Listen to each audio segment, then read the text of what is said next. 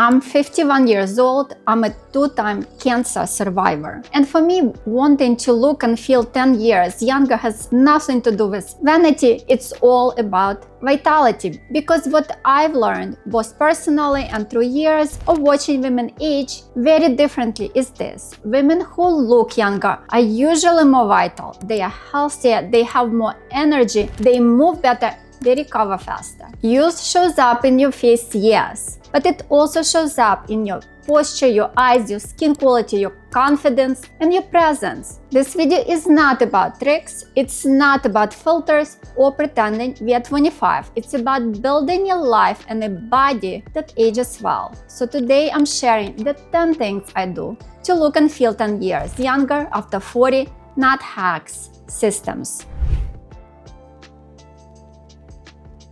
Before we talk about skincare, fitness, or anything cosmetic, I want to start with the least glamorous but most important thing I do. I take care of my health. Not reactively, not only when something feels wrong, proactively. After 40, your job is no longer just to feel fine. Your job is to look under the hood regularly because many serious conditions don't announce themselves early. I know this because both of my cancers were found before I felt anything was wrong. That's why this chapter matters. Once a year, I see my primary care doctor, even if I feel great, especially if I feel great. That visit isn't just a formality, it's a checkpoint. At this visit, I make sure the following are reviewed and ordered. These are the minimum labs I want on file after 40. Complete blood count, CBC. It looks for anemia, infections, abnormal white cells. Comprehensive metabolic panel, CMP. Liver function, kidney function, electrolytes. Fasting glucose, early signal of insulin resistance. Hemoglobin A1C.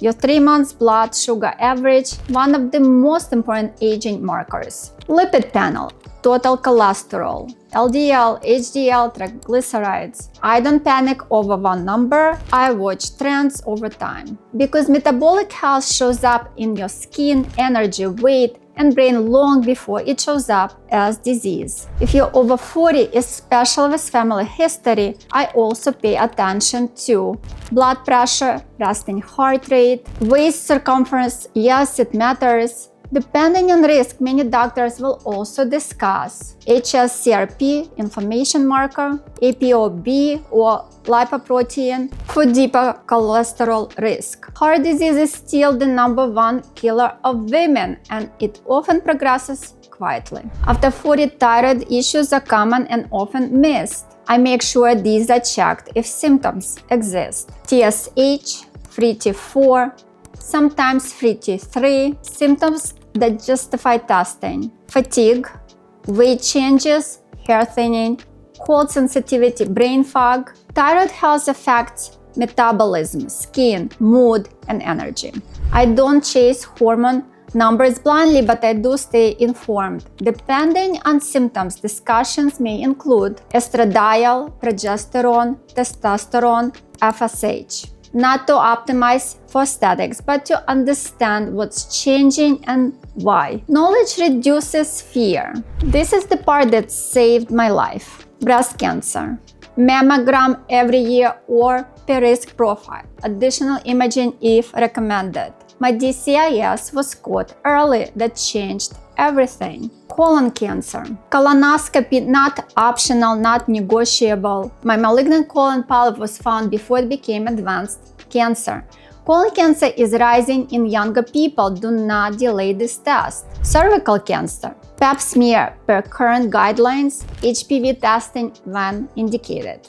These screenings exist for a reason. They work. After 40, especially for women, DEXA scan may be recommended based on risk.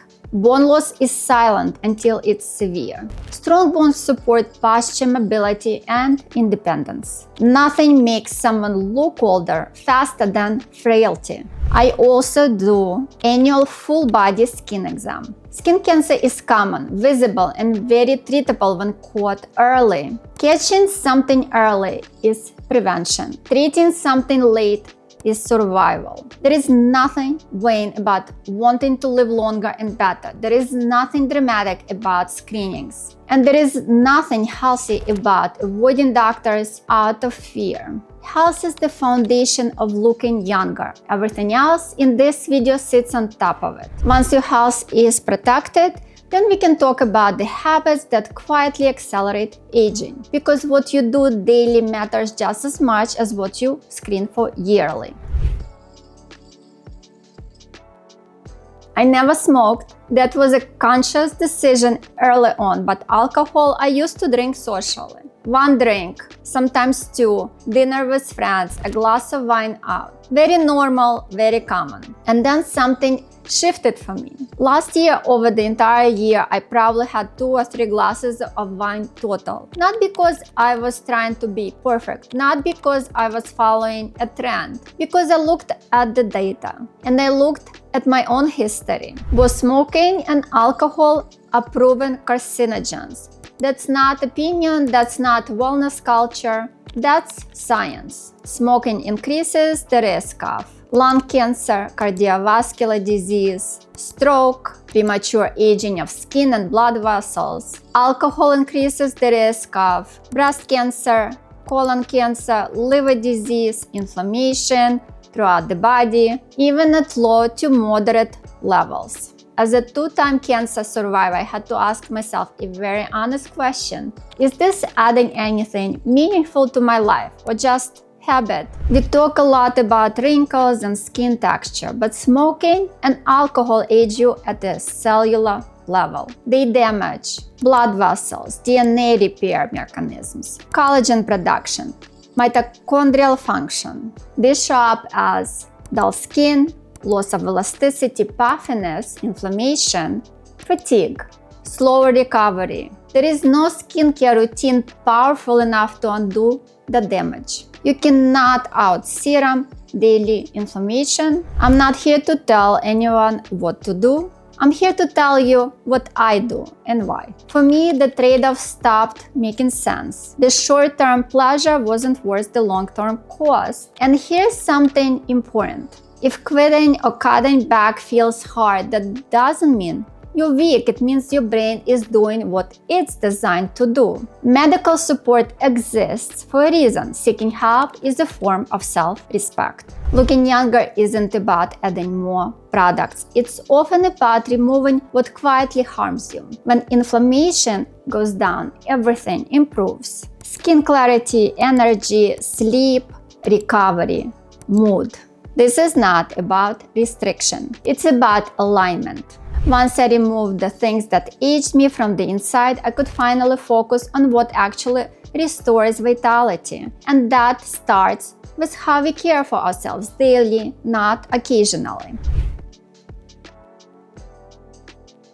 The third thing I do is schedule care. Not as a reward, not as a luxury, as a maintenance. Massages once a week. Facials once every few months. If you do not take care of your skin daily, you need a facial every month. Sauna once a week. I became a member of a sauna membership place. It's inexpensive and gives me an hour each week of peace and quiet. When your nervous system is constantly stressed, it shows in your face, in your posture, in your energy. A regulated woman looks different than a depleted one. And this matters more after 40 when stress hormones hit harder and recovery takes longer. Feeling cared for changes how you carry yourself is a part of looking youthful. The fourth thing I do is research skincare before I buy it. I don't chase trends, I don't buy what's viral. I invest in formulations that actually support aging skin. That means products that protect and repair the skin barrier, that calm inflammation, that work with your skin, not against it. As we age, our skin loses lipids, resilience, and repair speed. If you ignore the barrier, nothing else works. This is why I gravitate towards brands like Babor, SkinCeuticals, Alla. There is a new Korean line that I will be making a video soon. Subscribe. Your skin doesn't need excitement, it needs stability and consistency. And if you want a simple place to start, I have a free guide on how to take care of your skin, and you can find that guide in the description. I have multiple guides actually, not just one. The fifth thing I do is move my body consistently, not to be thin, not to punish myself, to stay alive. Exercise preserves muscle posture, circulation, and insulin sensitivity. It affects your hormones, your skin, your mood, and your confidence. Muscle is not just for aesthetics, it's the scaffolding that keeps you upright, energetic, and resilient. Women who move age differently.